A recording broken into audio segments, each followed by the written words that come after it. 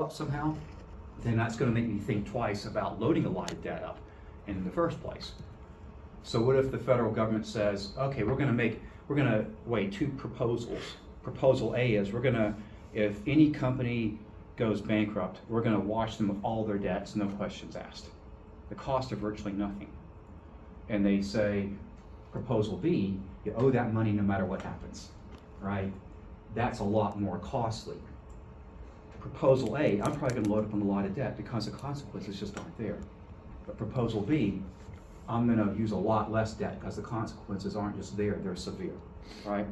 So that's the bankruptcy cost issue. As bankruptcy costs go up, we tend to have an incentive to use less debt instead of more. Then we had agency cost or conflicts. This basically means management, right? The agents who are in charge of the business on behalf of the investors, the shareholders. And these could have gone one of two ways. So one possibility is that you might be better off with more debt. They might alleviate some of these agency problems. And this happens when there is excess free cash flow that can be wasted.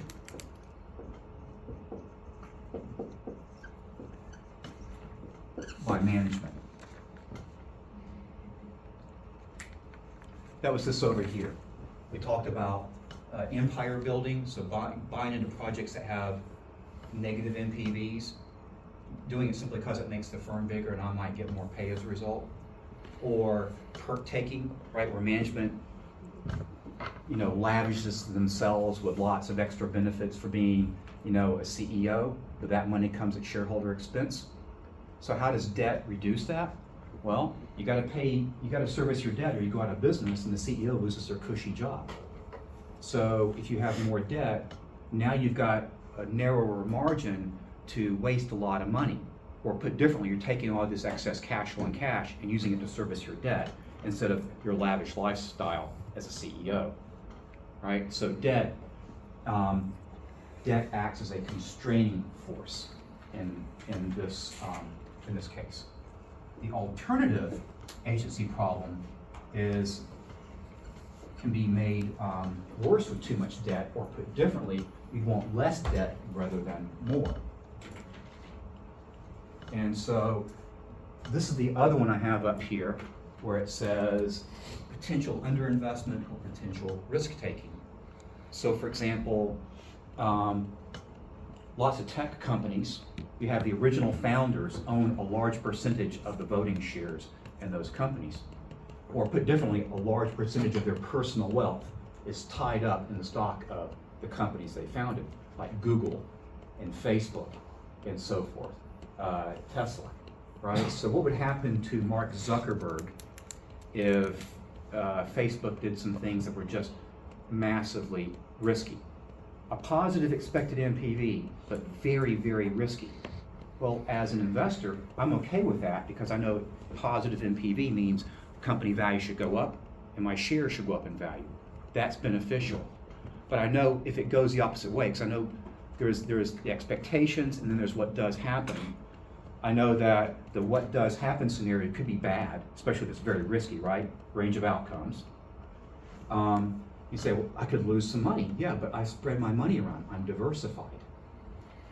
But Mark Zuckerberg isn't. So I can limit my losses by spreading my money around portions of lots of bets.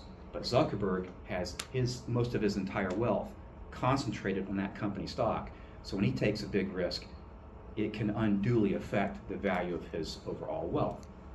So too much debt increases risk in the firm and takes the risk from the project and makes it even worse because of all the debt. You've now got to cover your interest expense. So this is where you've got, and that causes management to underinvest because of the risk taking. So this was underinvestment.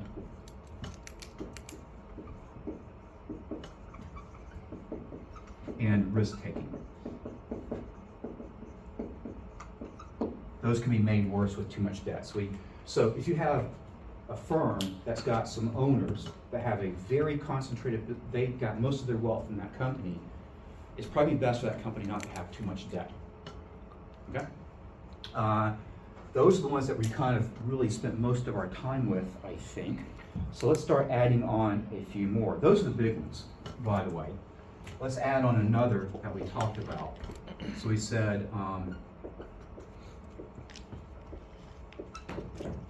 asymmetric information. And this comes under the banner something referred to as signaling.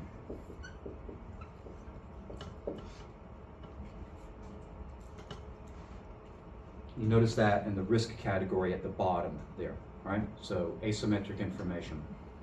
So let's think about what's going to go on here. I've got a really good, I need, for whatever, I don't know what the reason, I need to raise a bunch of money for my firm, okay? So I want to raise $10 billion. I'm not going to do debt and equity. I'm going to do either or. I'm going to do one or the other, okay?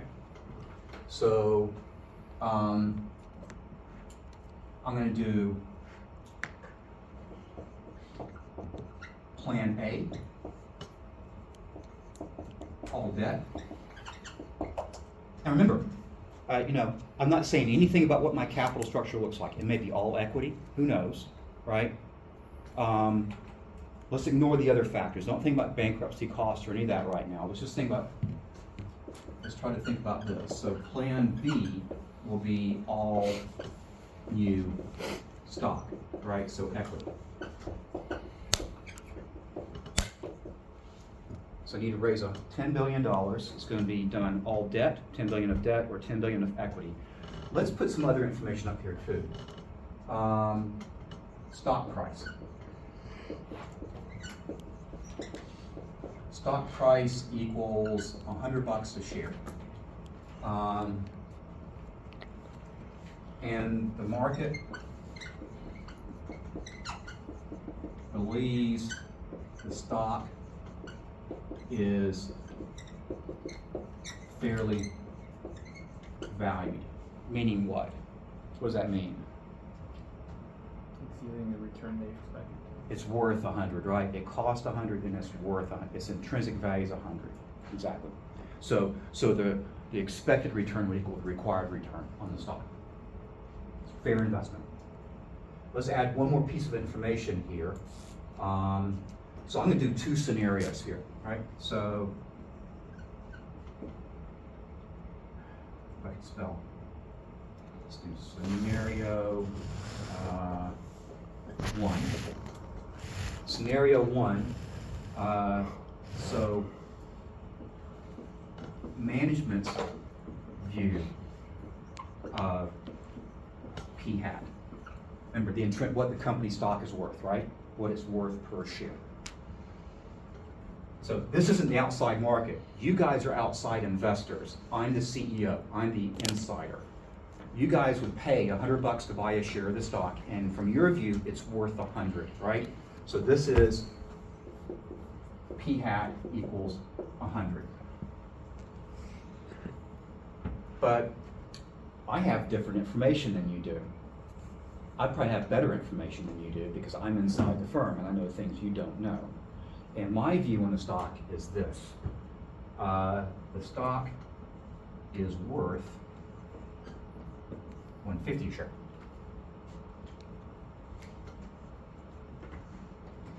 So, which plan, now put yourself in my shoes. I'm the CEO. I'm going to make the decision A or B.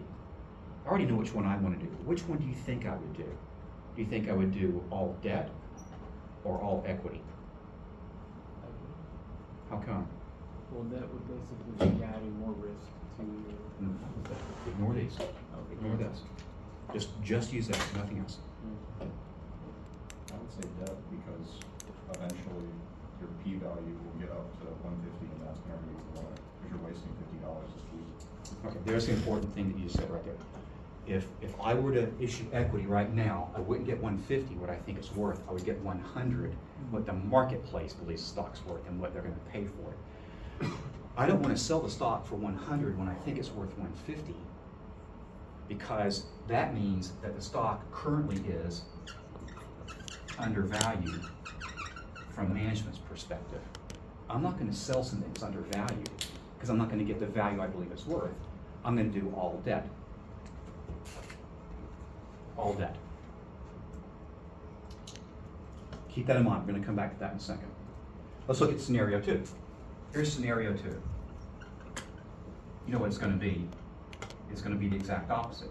So here, management's view of the stock is that it's worth only 50 a share. So you know what's going to happen now, right? This stock is now overvalued. It's overvalued by $50. It cost 100, but it's only worth 50. Not from your perspective, you think it's a fair value, but from my perspective, and I've got better information, I know it's really only worth 50, right? If I did, I could do $10 billion of debt, or I could do $10 billion of stock. I wouldn't get $50 a share, I'd get 100, the market price.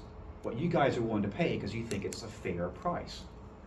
So I'm going to do all equity. Why wouldn't I? Why wouldn't I sell something that's worth 50 for 100? Right? This, you could say this is like the sucker born every day kind of thing, right? So,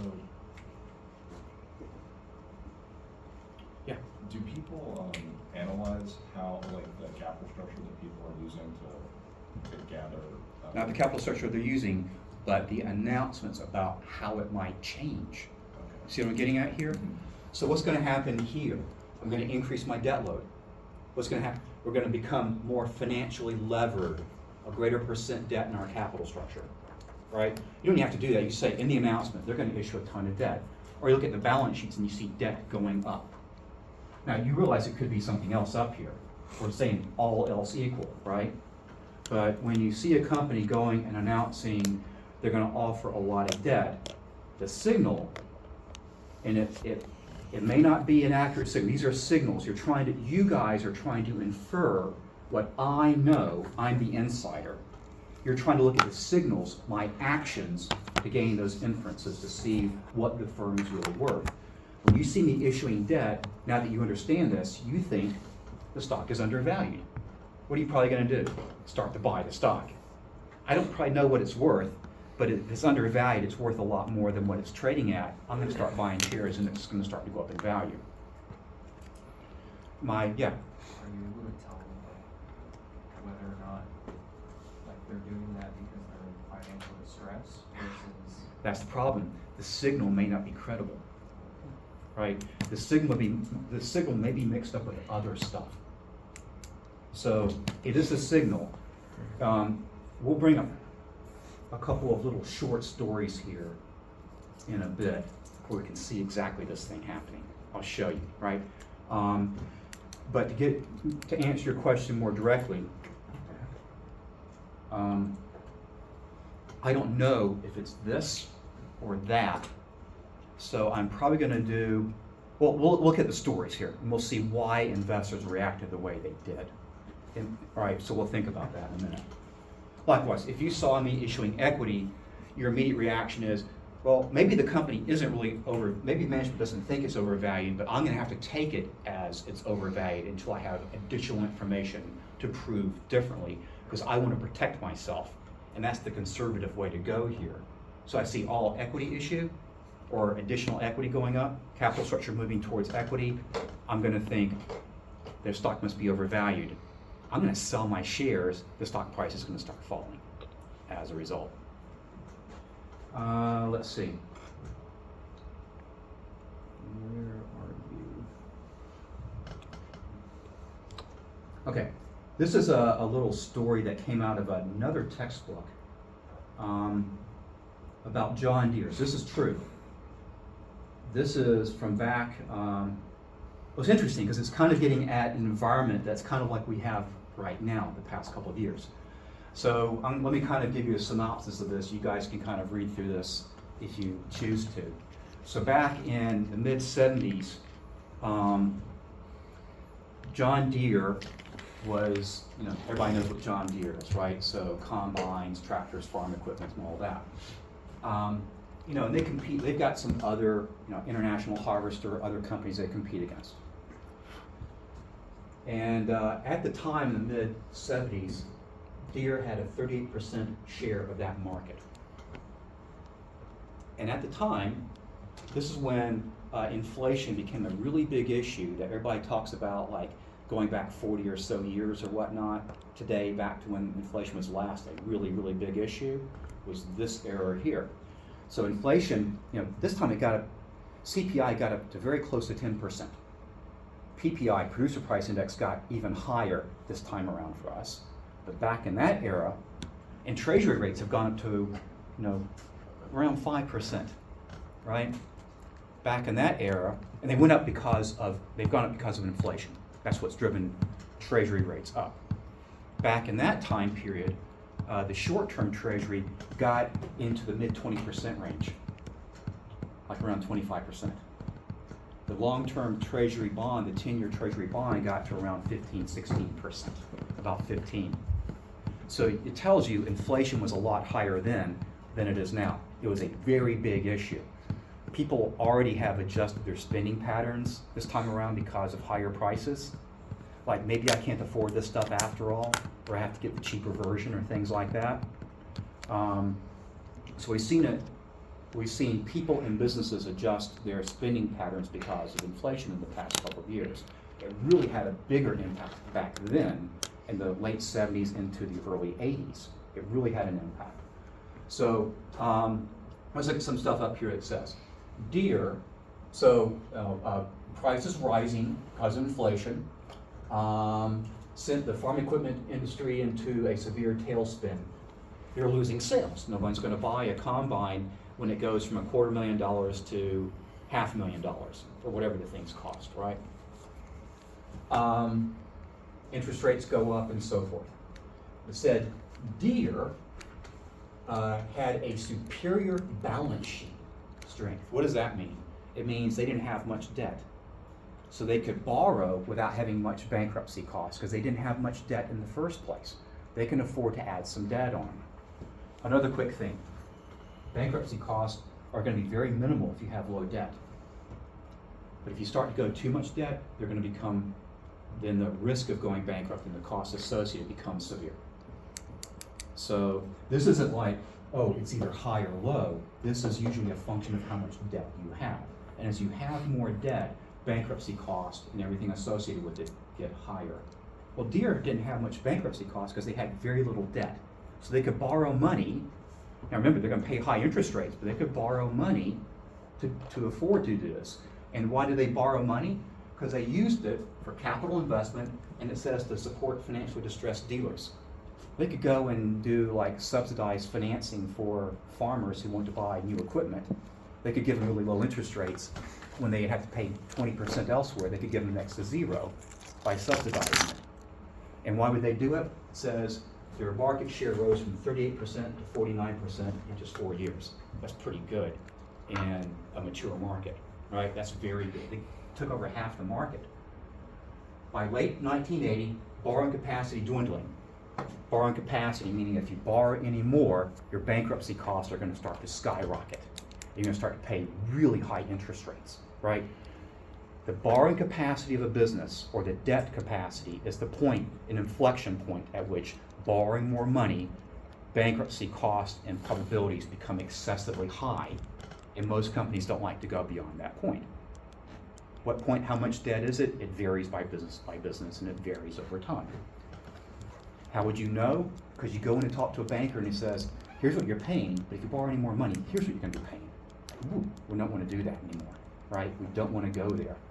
So, borrowing capacity dwindling, farm equipment market still depressed, inflation is still a big issue. We're still in a recession then. In fact, that recession lasted, it was an actual recession, lasted several years because of this. Deere faced a choice between curtailing its predatory expansion or issuing you equity to continue to expand. So they wouldn't use debt, now they're going to go to equity. Now notice what we said over here. If you did an all equity issue, the signal is that your stock is overvalued. And that's a negative signal. So let's see what happened here. They did issue equity, early 81.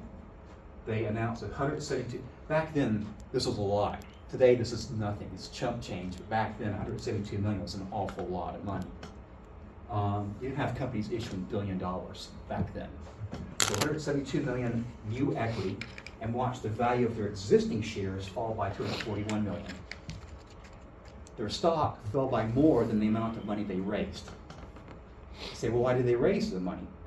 Because it still gave them cash, which they could then turn around and use to continue expanding out their business.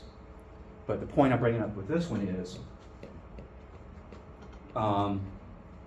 they did an equity issue. The signal implicit in it is that the stock is overvalued, and markets react negatively to that. And you see what happened. The stock fell by even more than the amount of money they raised. Right? So that's the signal there and the impact of that negative signal. Does that mean that Deere's stock was overvalued? Not necessarily, but investors are taking the cautious route. Now they got to have time and more data to see, is Deere really overvalued? Or maybe it's undervalued or fairly valued. But we have to take the signal for we have to take the signal and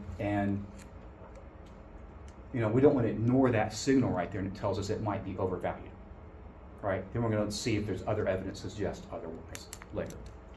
So what this does is signaling asymmetric information creates an incentive to use debt over equity. Right? My stock may be undervalued in my view, but I've run out of debt capacity. So I have to issue new stock. But I still think the stock is undervalued. But I'm going to issue stock anyway because I have no other alternative. So what are you guys going to say? You're going to say, this stock is overvalued, and you're going to sell it, and I'm going to have a negative reaction like this, right? So I really don't want to do this unless I have no alternative. Do businesses behave this way? Do they only sell stock typically if they have no other alternative? They do a lot of that, right? They don't like issuing new stock.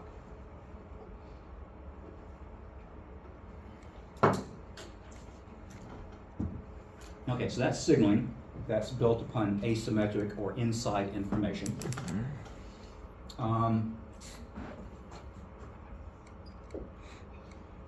Let's see, I put up here growth.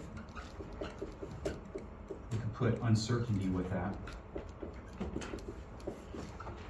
We could put economic uncertainty, right? So this gets to something we could say is we want to maintain financial flexibility.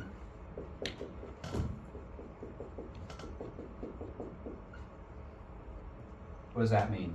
It means if I borrow a lot of money today, like Deere did, but things don't get better tomorrow, I may not have the capacity to borrow more and drive you guys out of business, right? I may have taken away my financial flexibility.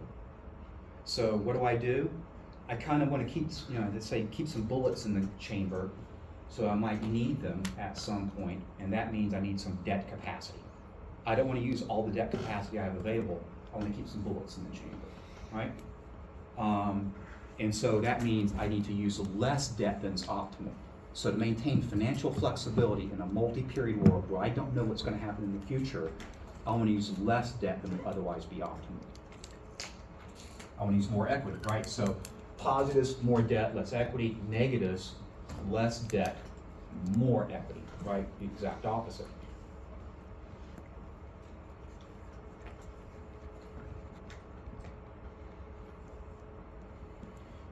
Let me just throw a term over here. There's something referred to as trade-off theory, and it is a complete common sense thing, I believe. Trade-off theory says when firms decide their capital structure, their target capital structure, which should be in theory their optimum, they balance the pros to using debt, the positives, against the cons to using debt, right? So I'm probably not going to use zero debt or I'm probably not going to use 100% debt, but somewhere in between, right? I might use zero debt if the cons to using debt are so severe that might do that. I might use an awful lot, maybe I use 90% debt if the disadvantages are very minimal and the advantages are very big. But I'm balancing the pros and cons to using debt. And that's what trade-off theory means. It means I'm taking all of this together in a package. There are some miscellaneous factors, but there's one big factor we haven't brought up yet, and that is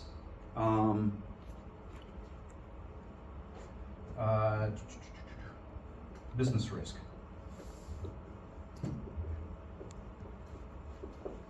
And this is where we're going to start to kind of do some end of chapter problems here in just a second to see how things affect us. So first off, what is business risk? If we had to give a definition, I'm going to give a slightly different one than what the textbook does. So here's my definition.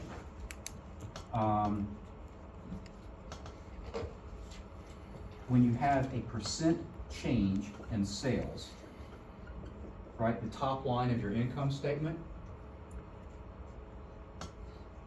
you get a larger percent change in EBIT and net income. In other words, if they don't move one for one, you've got something there that is causing risk. And that risk is associated with your underlying business, has nothing to do with your debt. Right? So business risk doesn't look at debt. What things contribute to the business risk of a firm? Let's put them over here. In fact, let me do this. I think I've got these on a slide. Let me go find it real quick.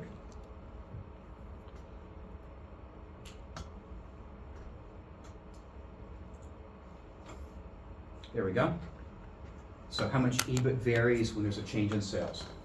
The greater the variation in EBIT for a change in sales, like sales changes by 10%, but EBIT changed by 25%. That was firm A. Same industry, EBIT changes by 10%, but or sales changes by 10%, but EBIT changed by only 12%. This first firm, it has more business risk. Something made EBIT change by a greater percentage relative to sales than the latter firm. That means it's got more business risk. What contributes to business risk are those things in that little table I've got there. So,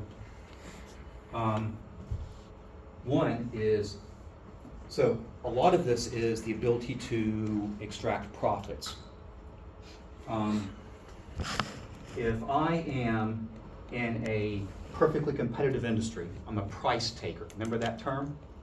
I can't set the price of my product. The market is doing that. So if I raise the price, then I simply lose all my sales. And if I lower it to capture more sales, I go out of business because I'm just barely making enough profit, normal profit. A monopolist can do things to raise or lower prices, right? Because they are the market. They control it.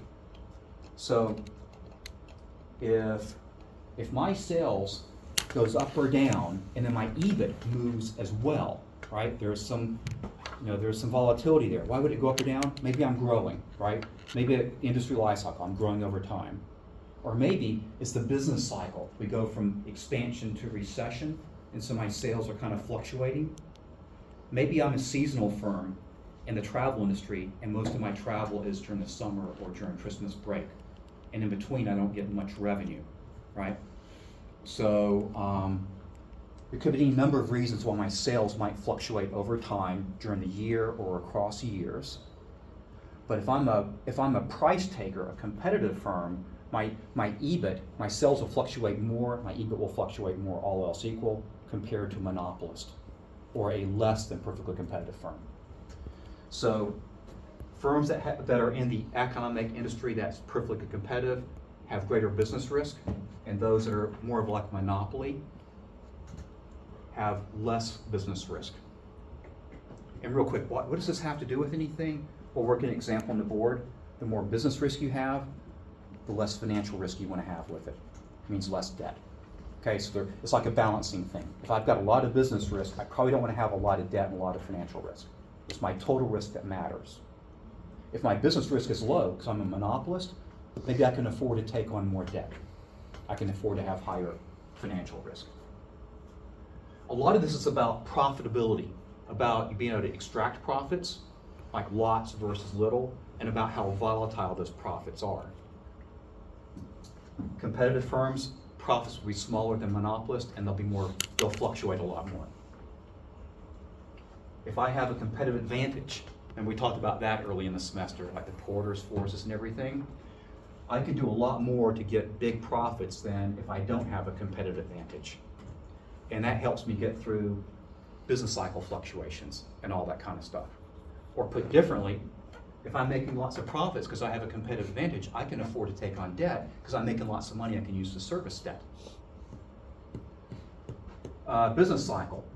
Am I a cyclical firm? That is, does my firm tend to do really well when the economy's doing good? Like Ford Motor Company, they sell more trucks and cars when the economy's doing good than when it's in a recession. Ford is very, very cyclical. So is Boeing, right? Aircraft. We're not going to go buy an aircraft. Maybe some of you guys will one day. But, companies will.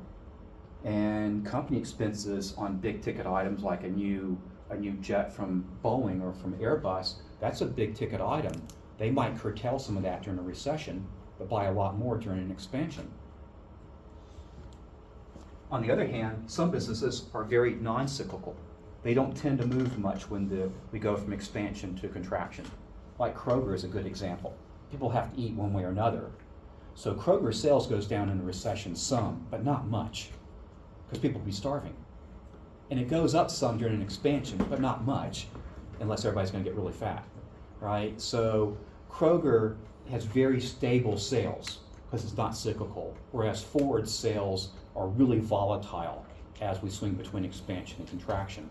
That means Ford's profits are a lot more stable, Kroger's are a lot more stable, but Ford's profits and profitability is a lot more volatile. If I have volatile profits, I don't want to have debt that I'm going to use to service out of those profits. But if I have very stable profits like a Kroger, I can afford to have more debt because I know I'm going to be profitable whether it's good times or bad times. But I know it's not going to vary a lot between the two. There's a fourth element. This is what we're going to investigate. What's called operating leverage. Operating leverage means fixed operating expenses. So, most extreme example I can come up with. You get two farms. Remember, we had deer, right? So farm A has, whoever owns the land, planting crops, has a bunch of people come in every day to plow. They do everything by hand. You say, why? Because this farmer has only variable cost. If I don't need you that day, I don't bring you on board, and I don't pay you any salary that day, and that's my entire cost structure. It's all variable. I don't need fertilizer if you don't plant anything that day. I don't need anything. The other firm, or the other farm on the other side of the road, doesn't hire anybody on. It's one owner who does all the operations, but to do everything in the same size farm, he needs a lot of equipment, right? Combines, all this kind of stuff. And so he's going to have high fixed cost. So if you have high fixed cost, that's risky versus all the labor, all the variable cost. So high fixed cost, high operating leverage is risky. Debt's risky. If you add those two things together, you're greatly expanding the risk of your firm. So companies that have lots of operating leverage tend to pull back on their financial leverage, their use of debt. Companies that have less operating leverage can afford to take on more financial risk, and they can borrow more money as a consequence. So let's see how we can analyze this. Let's look at an end of chapter problem here. And by the way, it's pretty much all that we're going to look at now is this idea of operating leverage. Right? We're going to look at business risk or operating leverage. So let's look at problem 16.1. I'm gonna do a lot with this problem, more than they're asking, and you'll see why as we're going through it. Let's just use this as some base data here. So, Chaplin Incorporated has fixed operating cost $500,000, variable cost 50 a unit, sells a product for 75 units. What's the break even? Let's see what we're getting at here. Oh, I should have put a sign down here for business risk, right? If business risk is high, would that be a positive? Should we use more debt, or should it be a negative? We should use less debt. Negative. Negative, exactly. So that's the trade-off, right? Higher operating leverage, higher business risk, use less debt, all else equal. All right, let's look at this problem here. So I've got several quantitative tools that I can use to assess, not fully measure business risk, but use to assess its impact. The simplest one is what's going to be called my operating break even.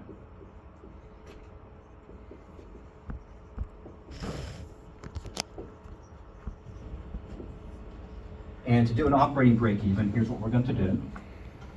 I'm going to take the upper part of my income statement,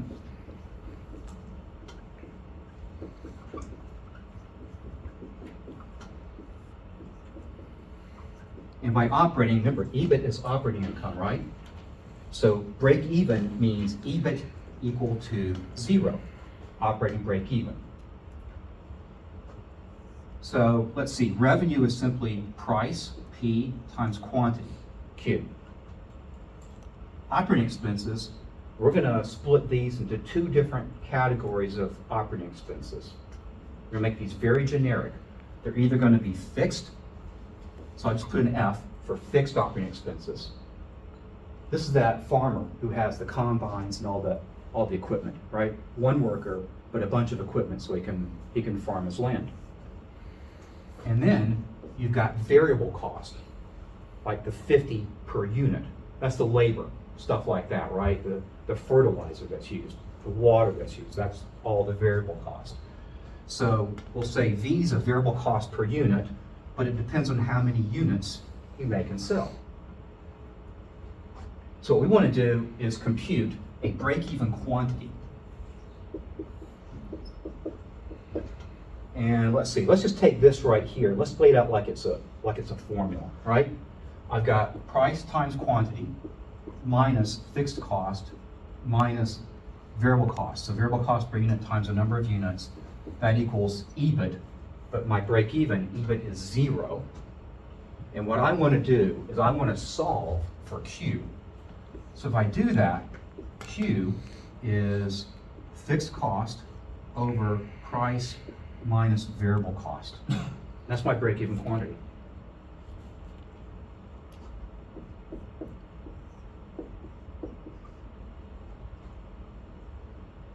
And if I take that and multiply it by my price times quantity, I get break-even sales. So how many units, how many dollars of sales revenue to just break even in operating profit or operating income.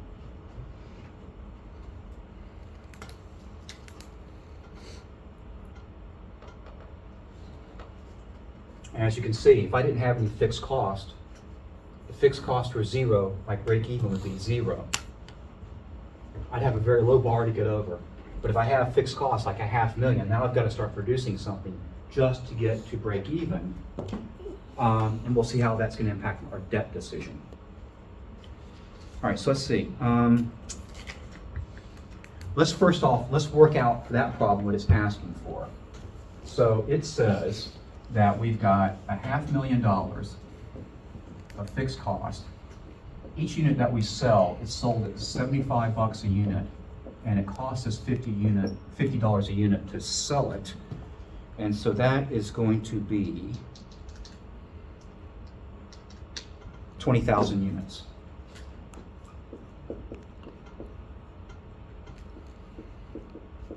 Right, so that's our Q right there. We've got to produce 20,000 units just to break even. How many dollars of revenue is that? Well, if I multiply that by our price of 75, a unit, I'm gonna get $1.5 million of sales revenue.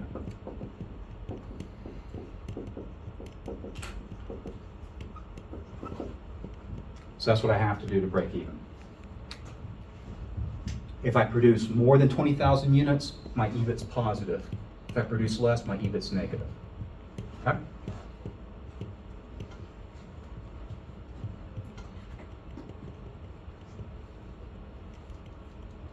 Okay, let's do the Twixt example. Two firms that are identical, except somehow there's one thing that differentiates them, and it's going to be Twixt A is going to have no debt, and Twixt B is going to have some debt. Okay, it's the only thing that's going to make them different. So let's say over here, we've got a firm with no debt. And let's do this. Let's say that right now, our revenue is, so here's going to be our revenue, right? Price times quantity. Let's see. If I do, let's do this at our break-even quantity. We're going to do 3 of these. $1.5 million in revenue. I'm going to take out my fixed cost, which are $500,000. I'm going to take out our variable cost, V times Q, right? So variable cost, $50 a unit times the number of units. So let's see, at our break even, we're selling 20,000 units. So this happens to be $1 million right here. And that means that our EBIT is going to be 0. It had to be. It's our break even, right? Okay, now I'm going to add a few more things in here, because this is why we're bringing in operating leverage in the first place. What comes out next? Interest. But we're no debt, so we don't have any interest. There isn't any. Now we're down to earnings before tax, 0. We take out our tax. Let's just say taxes are 40%, right? But if there's no earnings before tax, no taxable income, there's no taxes. So now we've got net income, that's 0. I don't like that, but I'm not losing any money either, right? I'm going to add a couple of other cases here in a bit. We're going to see what happens if they're above their break even, and then the sales increases further. Okay? In fact, let's do one right now. Let's say, what if sales were at 3 million? They're above their break even. They're double their break even, right? So they're going to start generating an operating profit. So let's see, fixed costs are fixed. That won't increase with sales.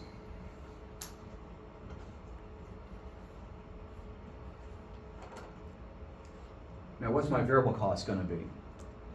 I got 2 ways I can do this. Method number 1, I can either say how many units am I producing, and then how much is that going to be in variable cost total. So units sold at 3 million of revenue. Let's see, 3 million of revenue. And I have a price of $75 a unit.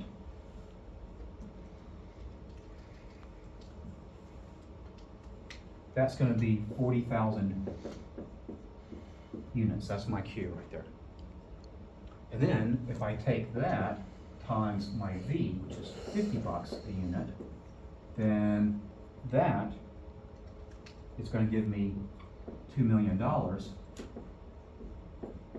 That's my variable cost, right? That's V times Q. That's one way I can get it right there. Here's another way I can get it. I can say V over P. Like, what % of my revenue or my sales price is consumed by variable cost? So it said variable cost is 50, and my product price is 75. So 2/3, right? So that means if I take my revenue, which is 3 million, and I multiply these two numbers together, I get 2 million variable cost. That's the alternative way. This is a bit quicker, right there. So I need to know what percent, right? So about 67% of my revenue is consumed by variable cost. 2/3. So take out 2 million over here, and that's gonna leave me with $500,000 of EBIT. I don't have any interest. So 0 comes out there, that gives me $500,000 of EBT. I take out my taxes, 40%, that leaves me with 300,000, 0.3 million.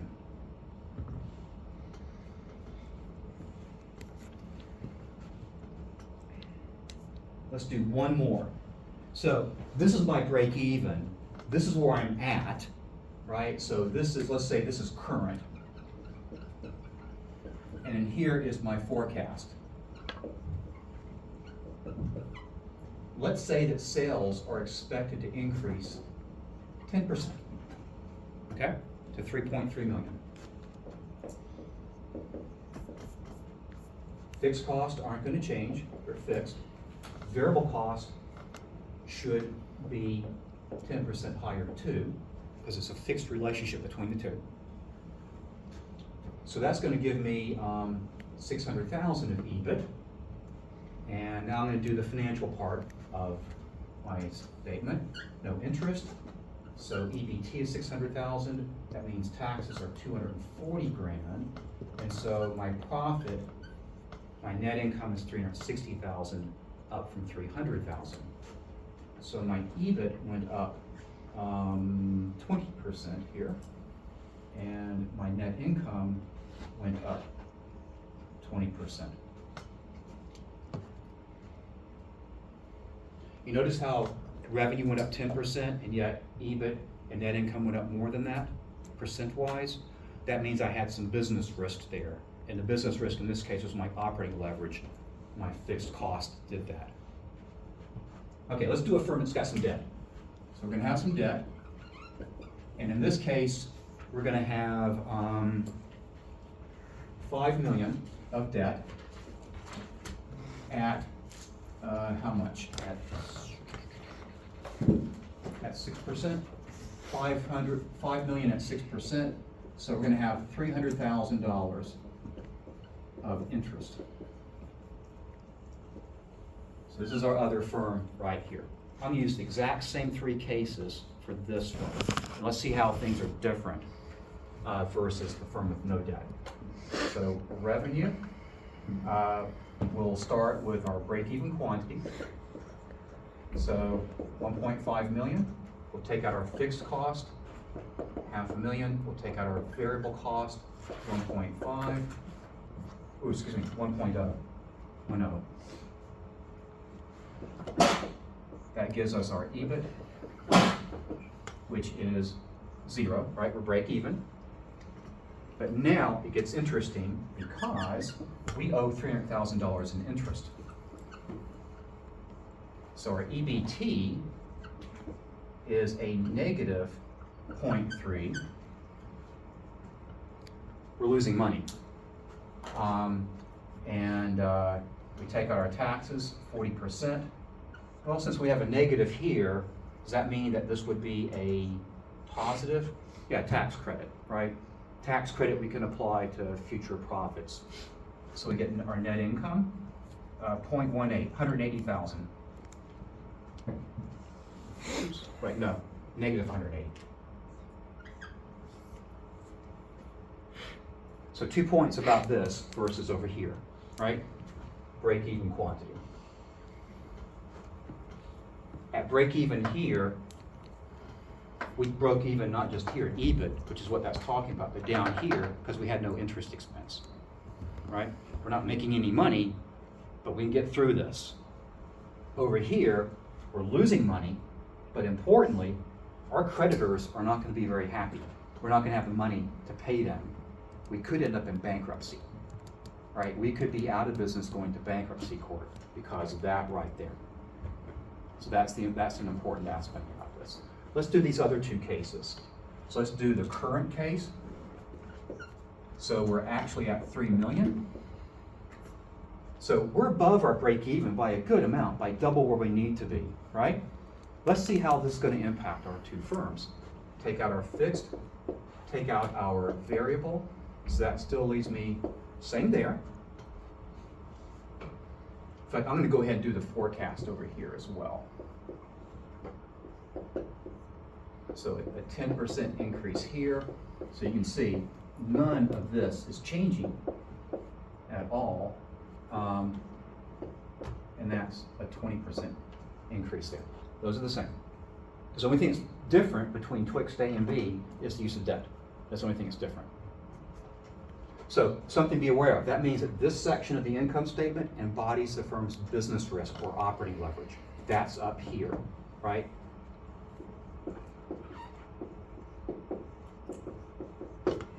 That's business risk only.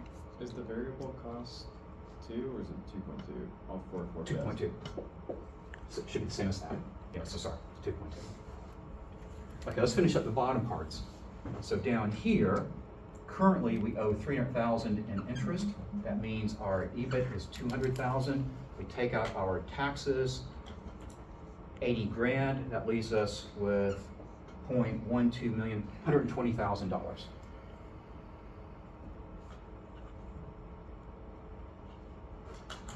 Do the same thing over here.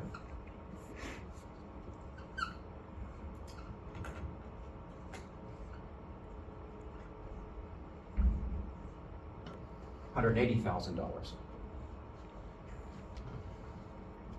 Now, notice what's happened so far. This was all the same in both. It was down here, it's different because of heavy debt and interest expense. If you're at your break even, it's more likely you're going to go out of business when you've got debt versus no debt. You could say they look worse here too. We'll think about that in a second. But 20%, these are the same percentage increases, but look down here at this guy. How much did that go up? 30%. Bingo.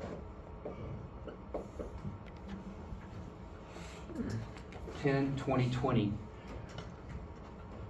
That was higher than that because of our operating leverage, the fixed cost. But these move the same. Why did these two move the same? Because we didn't have any debt. Debt is a fixed cost as well. It's a fixed financial cost. So fixed costs are driving this. What about over here? Well, these move different because of our fixed operating cost. These move different. That was higher than that because of our fixed financial cost, the interest that we have to pay regardless of what happens in our firm. So fixed costs make you risky. Fixed operating expenses increase business risk. Fixed financial costs, like interest on debt, increases financial risk. If you have a lot of business risk, you probably don't want to have a lot of financial risk, is what's going on here. You say, well, that looks good. I'd rather have profits going up 50% than 20%. I would too, but what would happen if your sales decreased 10%? See what's going on? If that were the case, maybe this, minus 10% here, minus 20% here, minus 50? Yeah, minus 50. Just put a negative to everything up here, right? That's going to be a lot more volatile than that. And you say, well, why would you do this anyway? You're less profitable. The cash flow, we'll put our interest back in.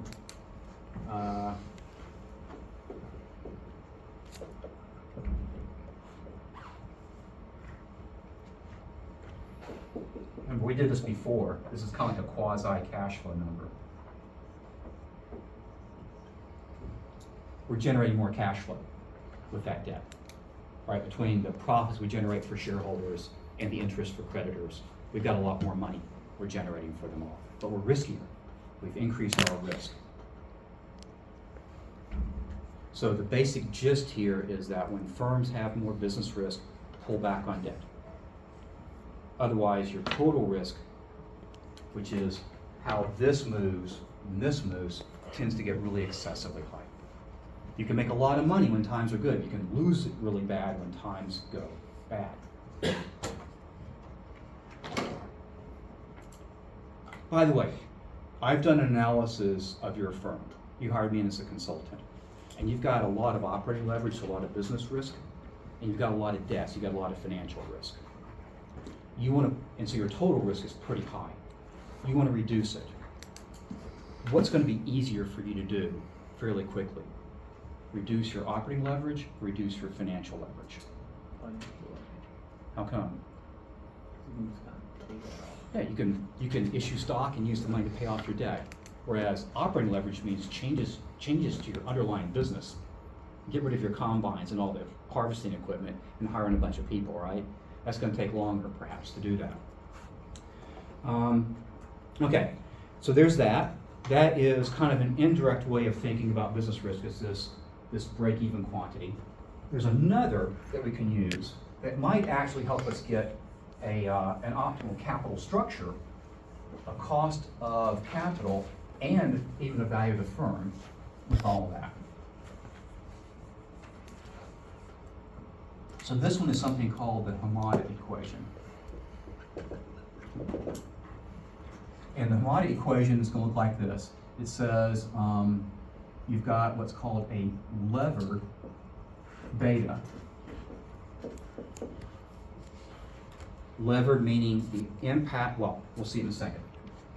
It's going to be a function of what's called our unlevered beta. And then we'll say with a capital structure adjustment.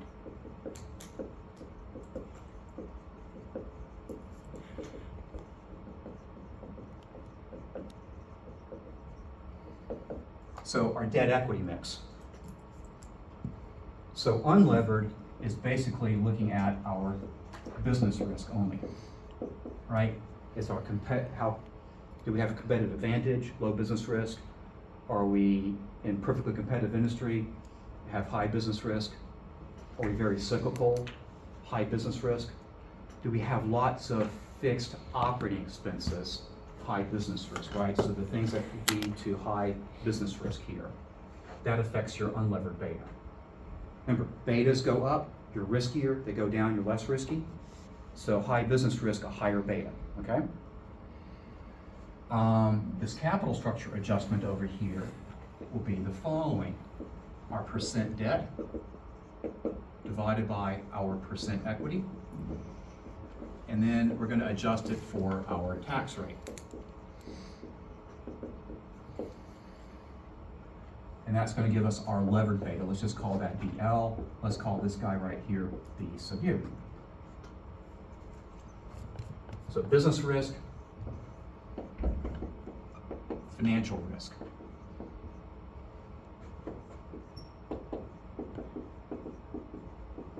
Total risk, and then that guy right there is what we use in the capital asset pricing model to get our required return on equity.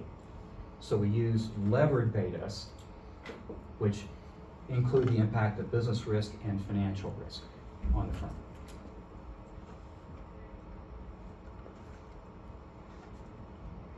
We're not going to work through the whole problem, but we'll work a couple of lines in it. Let's see how this is going to pan out with this equation.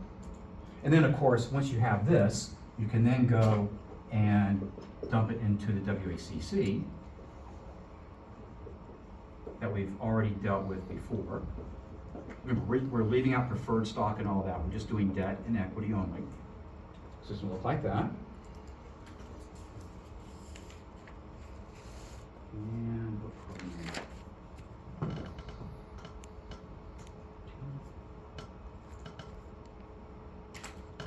Okay, fine. There we go. So we're going to look at this one here, 1614. Okay? I'm not going to have time. We won't get all of this done, I don't think, but we'll work a couple of lines so you'll understand the process. Okay, so let's see. First line says this company has no debt, all right? No debt. They are on that first row up there. No debt, all equity, and then the other information we've got there. It says they use CAPM to estimate the cost of equity. It says the risk-free rate is 5%. We're gonna need that right there. It says that the market risk premium is 6%. We're gonna need that. And we need a tax rate, 25%. Okay? So we need all that information right there. So let's do a couple of things here.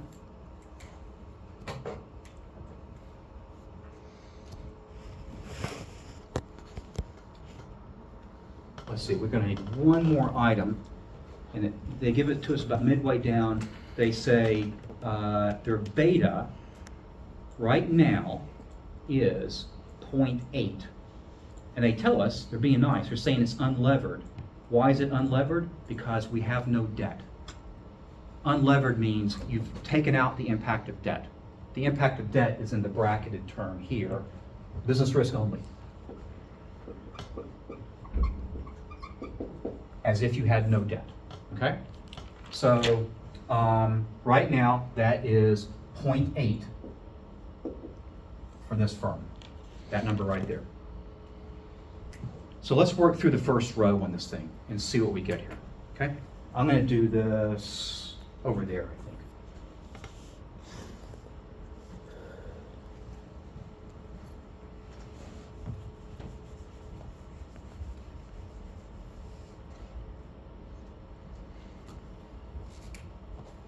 All right, so let's see, let's put a table up here. So WD at 0%, that means WS is 100%.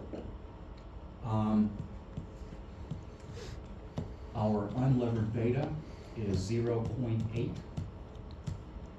And so the first thing that I want to do is compute my levered beta. So I'm going to use that harmonic equation. Levered beta is my unlevered, 0.8, adjusted for my capital structure. No debt, all equity. My tax rate was 25%. It's not going to matter because that's going to make this 0 here added to 1. So that means that my levered beta is going to be the same as my unlevered beta because the bracketed term is equal to 1. So that's going to be 0.8. Now I want to get RS.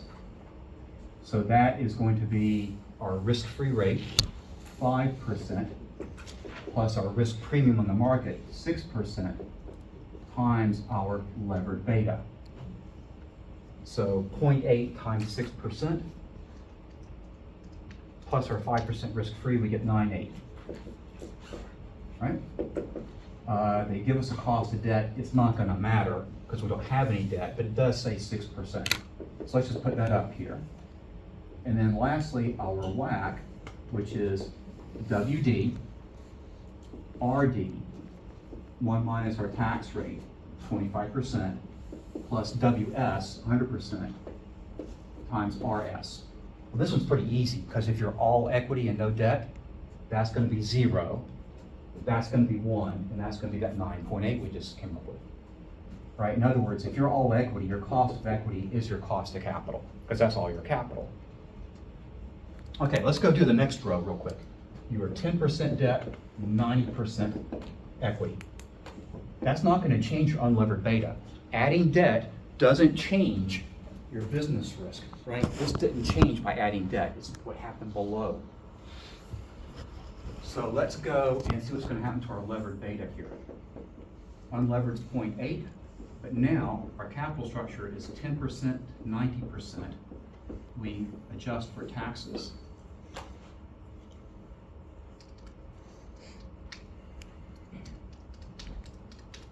So that is 0.8 times 1.08. That's the bracketed term. That's going to increase our beta by 8%, right? To 0.87. That's now our levered beta. It's gone up just slightly, so our risk has gone up slightly. So I plug that in here into CAPM times 6%, 0.87 times 6 plus 5, and I get 10.2%. RD is 6.4. Right, we've got a little bit more debt. Bankruptcy costs have gone up, so interest rates go up. Now let's take these numbers and plug them into our cost of capital equation. And let's see what we get. So 90% of the cost of equity plus our cost of debt adjusted for taxes, and that's 10% of our capital. So that's going to give us 9.66% as our WACC. I can keep doing this, but we now see the procedure, right? If I did the next row that is 2080, what am I going to do? I'm just going to come in here, and the first thing I'm going to do a U levered beta.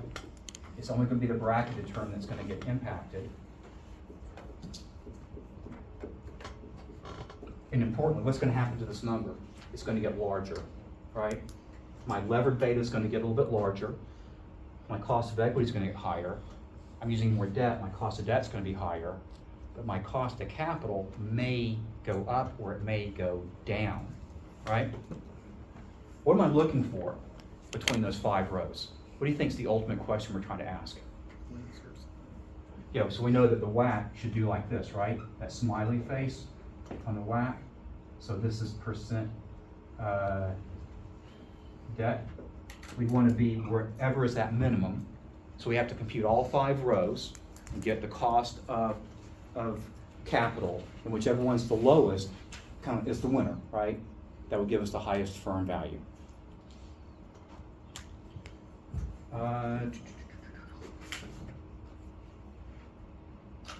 Let me do, so I'm gonna leave out the last part, it's just redundancy, right? You guys see how to work that now. Let me do one last question, because this pops up at times. What would happen if this company hadn't been at 0 debt right now? They knew their beta, but if they had some debt, like right now, they're at 20% debt, right? And their beta is 0.87. Or they're 10% debt, their beta is 0.87. That's not unlevered because they have debt. So then to go through what we just did, we have to get the unlevered beta first. Before you lever up for different capital structures, you have to start with an unlevered beta. But if your beta is already reflecting some use of debt, you've got to remove that influence first. So let's look at one quick problem that's going to have us do that. Problem 16.2, unlevered beta. All right, so company has a beta of 1.2, tax rate 25%, it's financed with 21% debt, 79% equity. So that beta is a levered beta. It's also, but it's not their unlevered beta because they have some debt. So before we could do that operation there, we have to delever or unlever that beta to get our starting point. So let's take that and let's see. Let's set up our equation. All right, so we got that. Let's put in what we know. We know that beta is 1.2. We want that. See what's going to happen here? We're not solving for this. We're solving for that number right there. We are 21% debt, 79% equity, and our tax rate is 25%. Let's reduce this one down.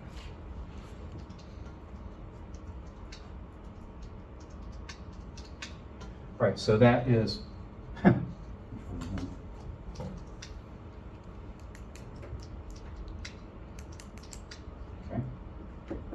Levered beta 1.2.